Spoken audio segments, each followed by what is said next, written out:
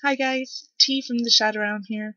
I'm doing the 7 deadly sins of reading tag video. Lisa tagged me in it, so that's why I'm doing it. I thought it was really interesting, so I said I'd give it a shot because I'm not usually much for vlogging. I'm much better at writing down what I think rather than saying it. So I said I'd give it a go anyway, so here I go. The first question is, Greed, what is your most expensive book? Now for me that is the Pittacus Lore book, The Power of Six. It's the second in the Lorien Legacy series.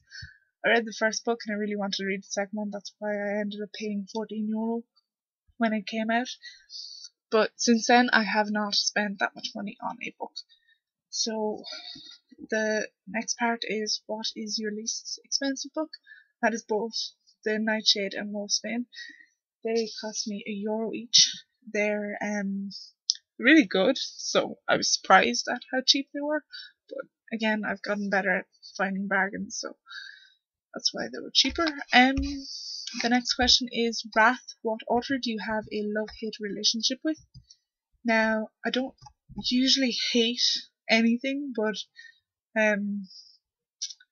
I suppose I love stories, but I hate endings, especially when they're part of a series and the ending is a cliffhanger or whatever. So for me, that is the Jessica Swenson books. Most of her books are like this, but the most I found was The Coincidence of Callie and Caden, and the ending to that just, it broke my heart, and I'm waiting for the next book to come out,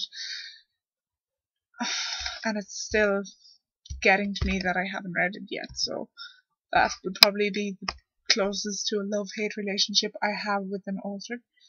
The next question is, Gluttony, what book have you deliciously devoured over and over with no shame whatsoever? Now, I have not done this in quite some time, as I don't have the time and I have a lot of books to get through, so I haven't had time to get back over books.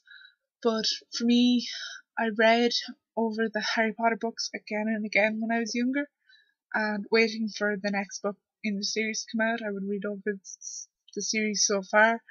And the book that I read over the most, I can probably say, is The Prisoner of Azkaban, as it was my favourite. I don't know why, I just love this book. It was the first introduction you get into Harry's parents and friends and whatever. So that's probably why I loved it so much. And also Hogsmeade, just somewhere new in the book, I guess. Butterbeer. Next question is, Sloth, what book have you neglected to read due to laziness? Now, mostly, I've done this a lot, but mostly it's been Yvonne's books, and I'm sorry, Yvonne, but the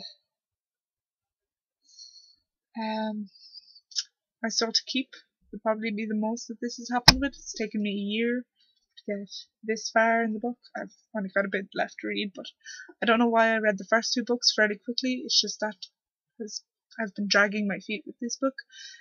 I don't know why. The next question, is Pride. What book do you most talk about in order to sound like a very intellectual reader? Now, I think for most people, if you just say you read whatever number of books in a year, they think that you sound like an intellectual reader anyway.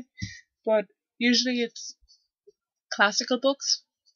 Now, I find if it's a female person you're talking to, it's usually the Bronte sisters or Jane Austen, and I'm a big Pride and Prejudice fan. I know that's subtly cliched, but I love the book. I really do. There's no denying it. It's the first girly book that I read that I liked, so it's stuck in my brain. Charles Dickens is another classical author that people seem to think if you read this, you're an intellectual reader. I read Great Expectations. Don't really see I don't really see why you'd be classed as intellectually. I don't know. Another book I'm guessing if you mentioned would be, well, another author would be Dan Brown, but saying that you read Angels and Demons or The Da Vinci Code, people will probably think you just watched the films. So, Deception Point, I've read. I loved this book. That and Angels and Demons were my favourite ones. But yeah, I'm not entirely sure what classes as an intellectual reader, but I imagine they fall somewhere in that line. The next question is lust. What attributes do you find most attractive in male or female characters? For me, I'm pretty similar to the girls in this, and I'd say sarcasm. Sarcasm is a very good quality in male characters. Usually, I prefer though if the female protagonist was along the same lines, where so that in conversations they'd have some kind of witty banter back and forth. Um, but the book that I find this most in would be Obsidian. I love Damon. I mean, who wouldn't? Jennifer at Armentrout seems to bring out books with brilliant characters anyway, so just any of her characters really would be any of their qualities or attributes. Another thing I find attractive would be dry humor. Now in Warm Bodies, or has this, the story is told from his point of view, and most of it involves the dry, witty, kind of dark humor, and I find this funny because he's a zombie and whatever. The last question is envy. What book would you most like to receive as a gift? Now, I don't usually like getting books as a gift because I'm so picky. I know that's bad, but if somebody gets the wrong cover or whatever, I feel bad for not really being happy with it. So I tend to buy books myself. People would give me a voucher, but the book that I want the most as a gift would be the complete Harry Potter box set in the trunk. Now I have all the books individually, but I want the trunk just to have as a collection. I think that's pretty much it. Thank you for watching. If you want to do the video yourself, you can. I have no one to tag in it, so feel free, go ahead. We'd love to hear from you. Yeah, so that's everything. Please like or follow us, and thank you for watching. Bye.